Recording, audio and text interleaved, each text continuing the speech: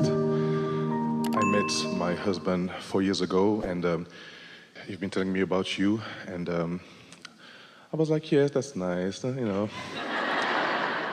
And then a month ago, we went to see you in Los Angeles, and my life changed. I'm 33 years old, and my life changed completely. Your life hasn't changed, but your perspective of it has, which is what life is perspective, isn't it? Yes, yes.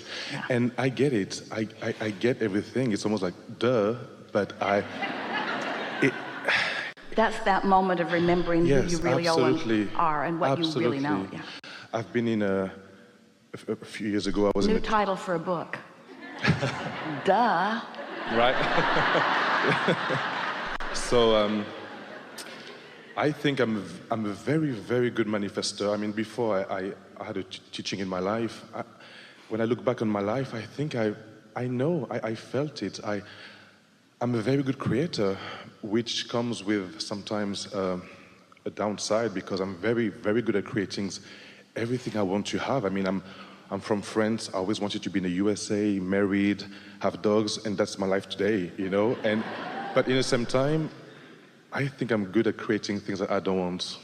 Well, remember that the contrast is what parlays the desire. And it's the managing of that contrast that is the balance that is so delicious and fun. Because if you could ever get it done, and you can't, if you could ever get it done so there wasn't more contrast that was causing you to ask for more, then there would be no energy flowing. And so once you get that clear in your understanding, that sometimes your inner being, you understand the concept of your inner being, the reality of the existence of your inner being.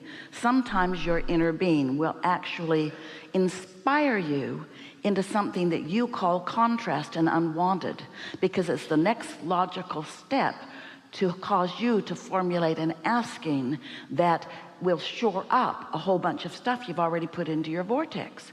Because it all starts with asking. It's all about supply and demand. It's all about demand and then supply. It's all about cause and then effect. It's all about asking and then it being given. And so if something doesn't happen that causes you to ask, a lot of people are so sensitive to not wanting anything to ever be a little unsettled in their life that they don't let themselves ask for much. They just try to keep everything reined in as much as they can. They don't ask for bigness. They don't ask for much more than what they already have, because they fear that that upheaval is out of balance, and therefore it's something not to be appreciated. Therefore it's something to feel regret about, when what it really is necessary for desire, necessary for step one. Do you know all creation takes place in step one? That's when you do all your launching of all of your rockets. That's when it happens.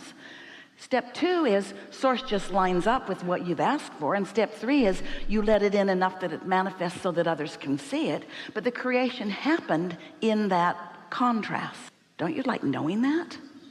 And aren't you sort of ready to stop condemning the contrast and start embracing it and appreciating it, and even reveling in the discovering of it? It's like Esther one time was dusting an etagere in their house, several heavy shelves with treasures on them sitting on little pegs, and Esther didn't realize the precarious situation, that when she just rested her dust cloth, that it was just the last touch that was going to cause that shelf to lose its position on that peg. So the top shelf dropped onto the next and onto the next and onto the next, and everything went crashing to the floor. And Jerry is in the other room, and he yelled, "Stand still, don't move," because he heard the velocity of the breaking of the glass. And sure enough, there were shards of glass sticking into the wood floor around Esther's bare feet. It was very exciting. And Esther just stood still, feeling so embarrassed about what she had done. And Jerry said, "Oh good, more to buy." He saw it as opportunity. Replacing that stuff is fun, finding treasures. And so one of the things that had broken, they thought of it as an art sculpture. It was a Kuan Yin, god of compassion, although they didn't know that at that time. It was just pretty, just set on that shelf in such a good way. And so for years they looked for a replacement for that. Jerry liked how soft the face was and how beautifully focused the hands were. It wasn't expensive, it was just special. So they looked and looked and looked and looked and looked and looked and looked and looked and looked.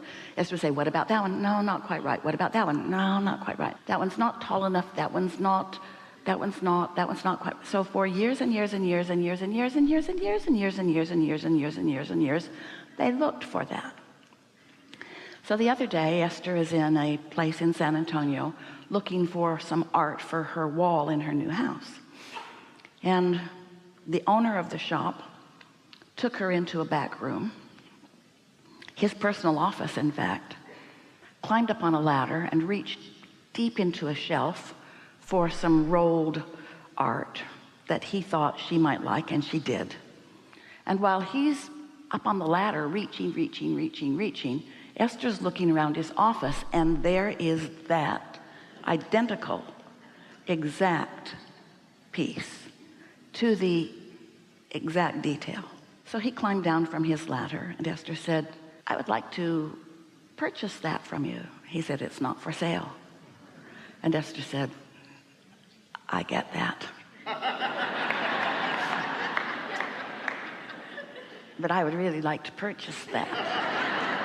And he said, no, it's not for sale. What do you think about these? I think they're lovely. I would really also like to purchase that. And it's not for sale.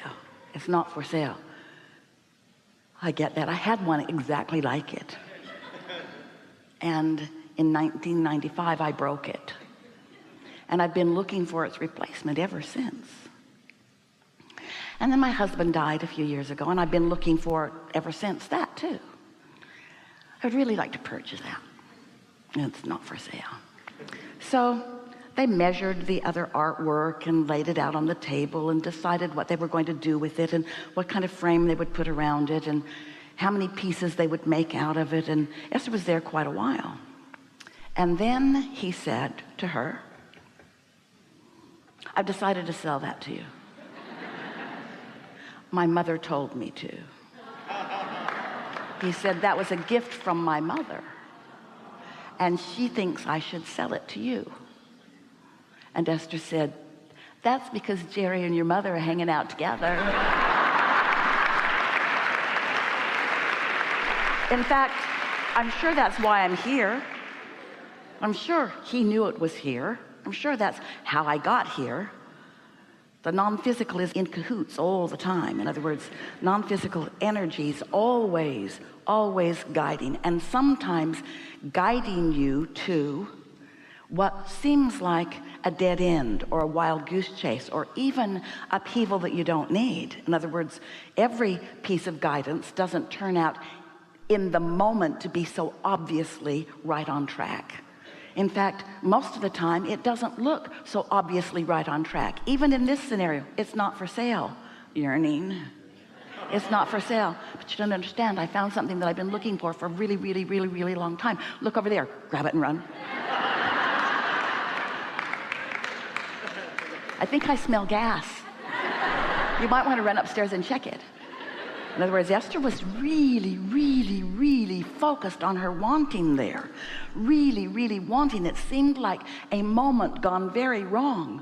You don't understand. I found what I've been looking for a long, long time. And you want it? You think it belongs to you? Yeah, it's kind of hard for me now because I'm in a place where I meditate every day. I'm satisfied, but eager for more.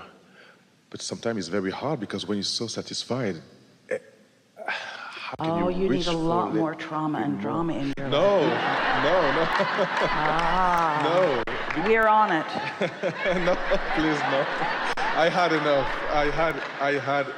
And Well, then would you like to edit your own vibrational offering? Yes. Instead of saying it's very hard, would you like to focus what you really mean? I have been misunderstanding. What you're saying does not go down well in a world of deprivation. His words were, I've got it so good that I don't have strong desire pulsing within me.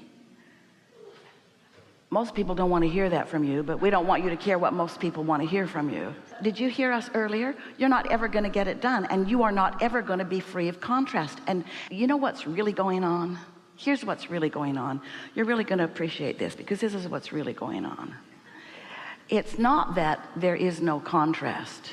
It's that you refuse to reap the reward of it. Because you have believed what the peanut gallery has been saying for so long. Those who are disappointed in where you are, those who need you to live just the life that they want you to live in order for them to feel satisfaction with where you are. And so even those who come to gatherings like this are fearful of experiencing contrast for fear, being the teachers that you are, that you won't look good or that you'll look weak.